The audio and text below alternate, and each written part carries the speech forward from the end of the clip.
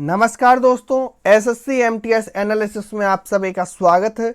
आज हम लोग 19 जून को जो एमटीएस का एग्जाम हुआ था अलग अलग शिफ्टों में, उनमें जो भी जीएस के क्वेश्चन आए हुए हैं उन सभी को हम आज डिस्कस करेंगे। तो चलिए स्टार्ट करते हैं अपने सेशन को। तो जो 19 जून का तीसरी शिफ्ट में जो सबसे पहला क्वेश्चन था कि मुस्लिम लीग की स्थापना कब और किसने की है, तो इसकी स्थापना वर्ष 1906 में हुई है।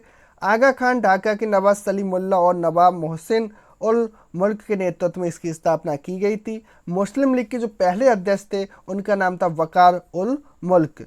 अगला क्वेश्चन आया था भारत की पहली अंडर वाटर मेट्रो ट्रेन कौन से शहर में चलेगी, तो यह कोलकाता शहर में चलेगी। अगला क्वेश्चन आया है बाजपन किस कमी के कारण होता है, तो यह विटामिन ई की कमी के कारण होता है। अगला क्वेश्चन है गरीबी का आकलन करने वाला व्यक्ति भारत का पहला व्यक्ति किसे माना जाता है। जो गरीबी का आकलन किया था वह व्यक्ति है दादाभाई नौरोजी। दादाभाई नौरोजी ने अपनी पुस्तक poverty and unweighted rule in India में गरीबी आकलन का सबसे पहला अनुमान 16 रुपये से 35 रुपये प्रति व्यक्ति प्रति वर्ष रखा था इन्होंने।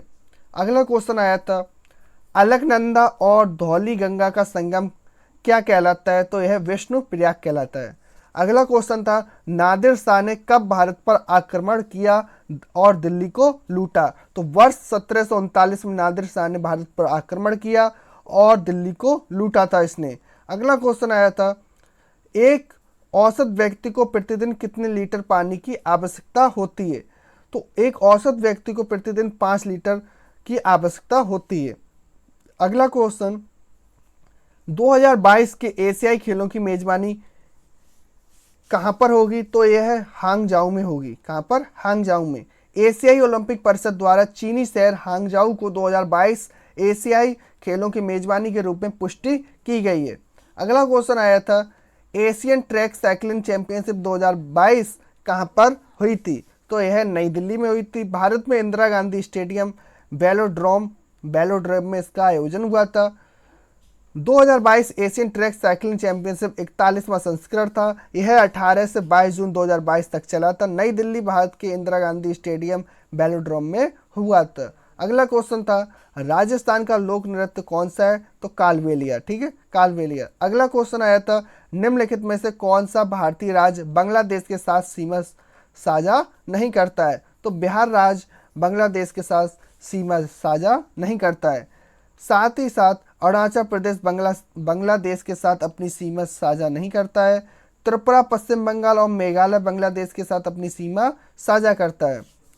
असम और मिजोरम भी बांग्लादेश के साथ अपनी सीमा साझा करते हैं। भारत बांग्लादेश के साथ सबसे लंबी सीमा साझा करता है। अगला क्वेश्चन था माइकल ओबामा ने कौन सी बुक लिखी है, तो माइकल ओबामा ने कौन सी बुक लिखी है, तो इन्होंने लिखा है मिशेल ओबामा द्वारा the light we carry overcoming in uncertain times नामक पुस्तक द लाइट वी कैरी द्वारा लिखी गई है। Overcoming in uncertain times Michelle Obama द्वारा लिखित और क्राउन पब्लिशिंग द्वारा प्रकाशित एक गैर काल्पनिक किताब। अगला क्वेश्चन है माइकल ओबामा ने कौन सी बुक लिखी है, तो माइकल ओबामा ने जो बुक लिखी है वह है the light we carry overcoming in uncertain times Michelle Obama द्वारा लिखित और क्राउन पब्लिशिंग द्वारा प्रकाशित एक गैर काल्पनिक किताब है। अगला क्वेश्चन आया था इनमें से कौन सा त्यौहार केरला में मनाया जाता है, तो विशु त्यौहार केरला में मनाया जाता है। ओणम केरल का राज्योत्सव है। यहाँ मनाए जाने वाले प्रमुख हिंदू त्यौहार हैं विशु, नवरात्रि, दीपावली, शिवरात्रि, तिरुवात्रा आदि। और जो मुसलमान त्यौहार हैं वह है रमजान, बकरीद, मुहर्रम, मिलाद शरीफ आदि। जो ईसाई त्यौहार हैं वह क्रिसमस, ईस्टर हैं। अगला क्वेश्चन आया था प्रौद्योगिकी हस्तांतरण योजना किस राज्य द्वारा शुरू की गई है, तो यह केरल राज्य द्वारा शुरू की गई है। टेक्नोलॉजी ट्रांसफर स्कीम लॉन्च की है इसने। हाल ही में केरल राज्य सरकार ने केरल स्टार्टअप मिशन KSUM के माध्यम से प्रौद्योगिकी हस्तांतरण योजना शुरू की गई। अगला क्वेश्चन आया था electric current pass through. Electric current किसके थ्रू पास होता है, तो यह कंडक्टर द्वारा पास होता है। अगला क्वेश्चन आया था सहायक गठबंधन द्वारा पेश किया गया था। सहायक गठबंधन द्वारा पेश किया गया था। तो सहायक संधि शब्द फ्रांसीसी गवर्नर डुप्लेकिस्ट द्वारा पेश किया गया था और सबसे पहले लॉर्ड वेलेस्ली द्वारा उपयोग किया गया था। अगला क्वेश्चन था गणतंत्र की अवधारणा किस देश से उधार ली गई है? तो यह फ्रेंच कॉन्स्टिट्यूशन से उधार ली गई है। अगला क्वेश्चन था बृहदेश्वर मंदिर किस राज्य द्वारा बनाया गया है? तो बृहदेश्वर मंदिर चोल शासक प्रथम राज द्वारा बनाया गया है। इसका निर्माण 1003 से 1000 ईसा के बीच चोल शासक प्रथम राज चोल ने कराया था। उनके नाम पर इसे राजेश्वर मंदिर का नाम भी दिया जाता है। यह अपने समय के विश्व के विशालतम संरचनाओं में गिना जाता था।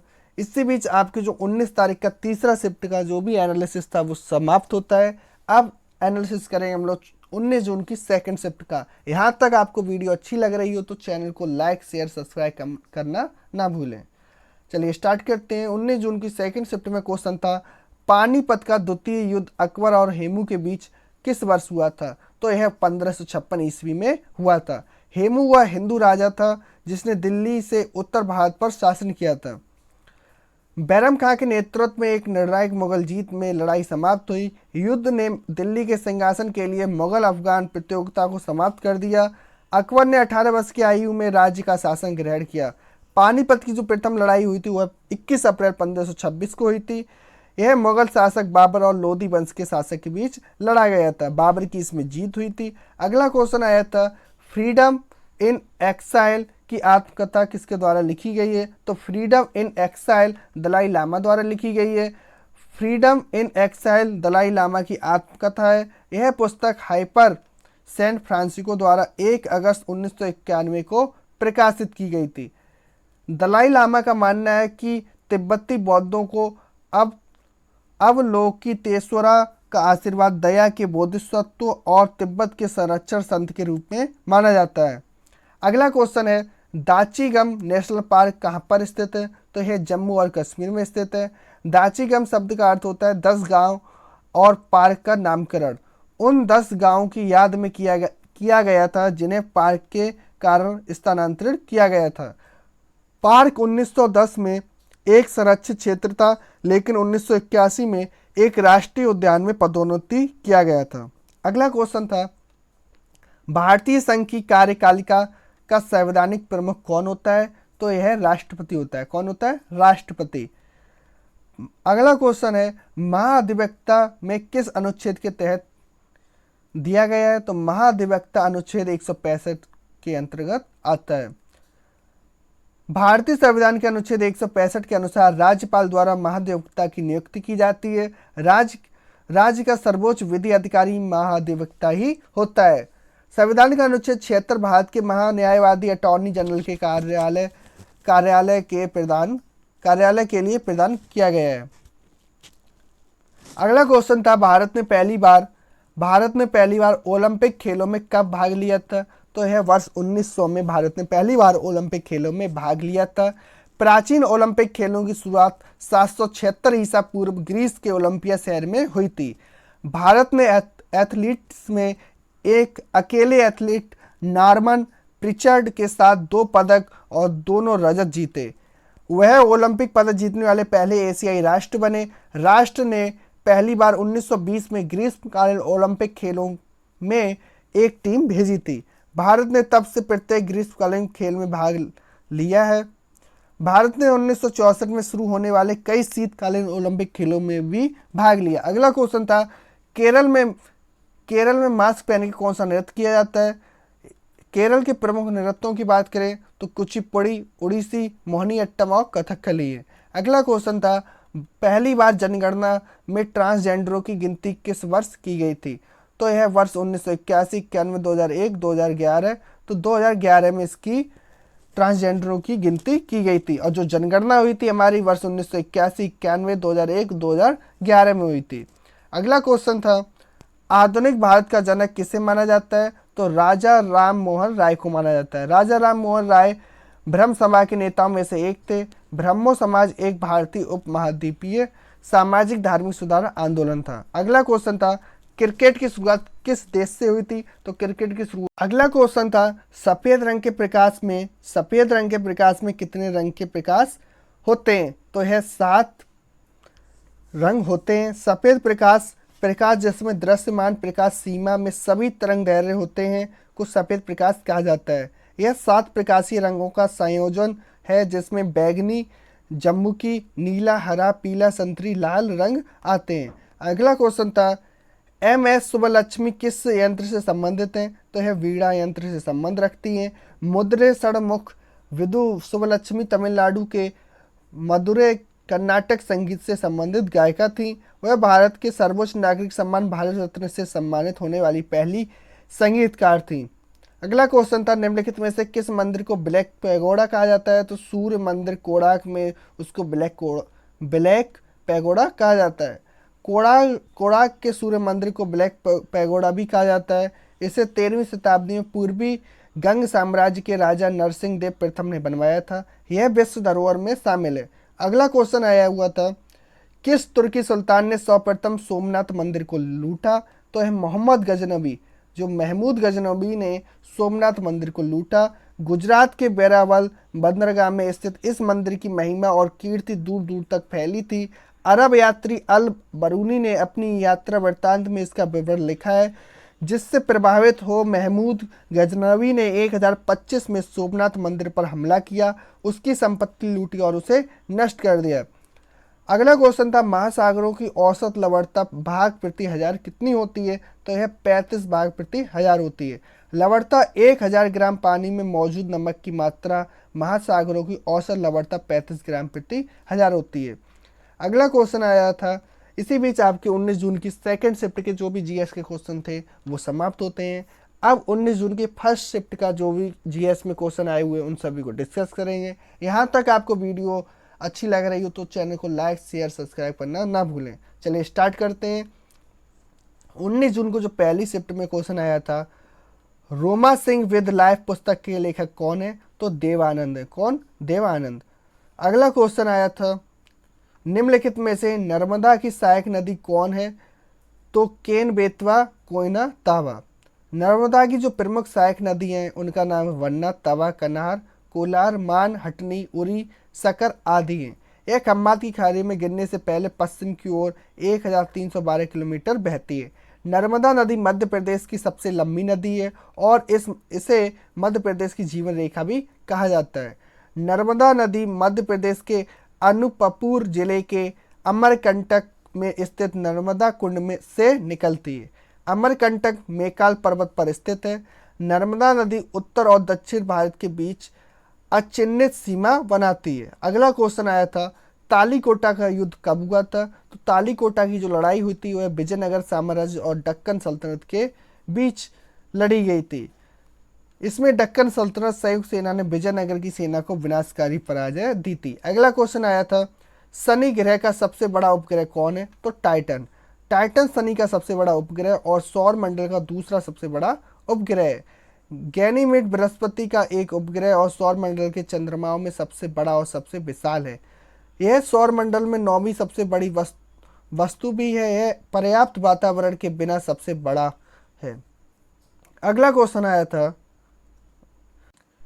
मिट्टी के किस भाग में ह्यूमस होता है? तो मिट्टी के किस भाग में ह्यूमस होता है? तो क्षितिज या सतही मिट्टी में ह्यूमस पाया जाता है। यह ऊपरी मिट्टी का हिस्सा होता है। इस पर्वत में कार्बनिक पदार्थ खनिज पदार्थ के साथ मिश्रित होते हैं। यह सबसे कार्बनिक पदार्थ संचय और मिट्टी के जीवन के साथ खनिज मिट्टी की परत है। अगला क्वेश्चन आया था दूसरा अशोक किसे कहा जाता है? तो दूसरा अशोक कहा जाता है कनिष्क को, जिसे कनिष्क महान के नाम से भी जाना जाता है। को बौद्ध धर्म के प्रचार में उनकी भूमिका के कारण दूसरे अशोक के रूप में जाना जाता है। उनके संरक्षण के कारण बौद्ध धर्म चीन, जापान, मध्य एशिया और तिब्बत अधिकांश हिस्सों में फैल गया। उन्हें बौद्ध वास्तुकला में उनके योगदान के लिए भी जाना जाता है और उल्लेखनीय उदाहरण पुरुषपुरा में कनिष्क स्तूप है। अगला क्वेश्चन था गांधी जी की घटना के बाद असहयोग आंदोलन बंद कर दिया गया था। तो गांधी जी ने किस घटना के बाद असहयोग आंदोलन बंद कर दिया था? तो वह था 5 फरवरी 1922 को हुई चोरा चोरी जैसी घटनाओं में उत्तेजित भीड़ द्वारा की गई हिंसा शामिल थी। इसने गांधी जी को आंदोलन वापस लेने के लिए प्रेरित किया। अगला क्वेश्चन था किस मुगल सम्राट को निर्वासित करके रंगून भेज दिया गया? तो बहादुर शाह को अंतिम मुगल सम्राट को ब्रिटिश सेना के खिलाफ एक और विद्रोह के डर से बर्मा रंगून में निर्वासित कर दिया गया। 1857 का विद्रोह मेरठ से 10 मई 1857 को शुरू हुआ और मारो फरंगी को के नारे के साथ दिल्ली पहुंचा। 11 मई 1857 को सैनिकों ने दिल्ली पर कब्जा कर लिया और बहादुर शाह जफर को अपना नेता घोषित कर दिया और उन्हें सहसा ए हिंदुस्तान की उपाधि या नाम से पुकारा गया। अगला क्वेश्चन था केंद्र शासित प्रदेश का प्रशासन कौन चलाता है? तो भारत का राष्ट्रपति हर केंद्र शासित प्रदेश का एक सरकारी प्रशासक और या उपराज्यपाल नामित होता है। अगला क्वेश्चन था भारतीय संविधान का कौन सा भाग केंद्र शासित प्रदेशों से संबंधित है? तो जो केंद्र शासित केंद्र सरकार सीधे केंद्र शासित प्रदेशों को नियंत्रित करती है। संविधान का भाग 8 केंद्र शासित प्रदेशों के प्रशासन से संबंधित है। केंद्र शासित प्रदेशों के प्रशासन के लिए राष्ट्रपति द्वारा उपराज्यपाल या प्रशासक की नियुक्ति की जाती है। अगला क्वेश्चन था भारत को राजस्व प्राप्ति कितने प्रकार से होती है? तो लाभ, लाभांश और ब्याज प्राप्तियों से राजस्व की प्राप्ति होती है। अगला क्वेश्चन था इनमें से कौन नोबल गैस नहीं है? तो हाइड्रोजन नोबल गैस नहीं है। नोबल गैस ऐतिहासिक रूप से एक अक्रिय गैस है, कभी कभी एरोगेंस के रूप में भी संदर्भित है। समान गुणों वाली रासायनिक तत्वों का एक वर्ग बनाती है। वे सभी गंधहीन, रंगहीन, बहुत कम रासायनिक अभिक्रियाशीलता वाली मोनोएटॉमिक गैसें हैं।